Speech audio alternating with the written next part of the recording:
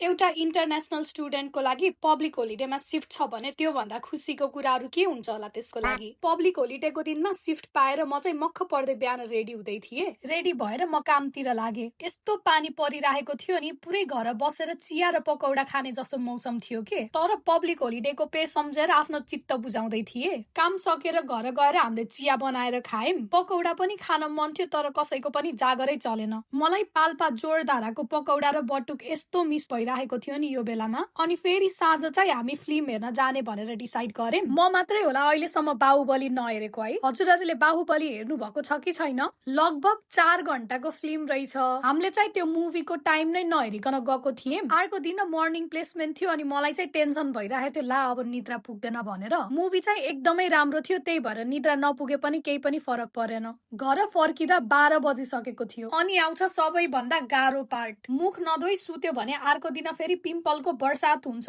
तर घर फर्किँदा अबेला भयो अनि मुख धोएर सुत्न यस्तो गाह्रो लाग्छ नि। कहाँ सजिलो छ र राम्री हुनलाई, होइन त?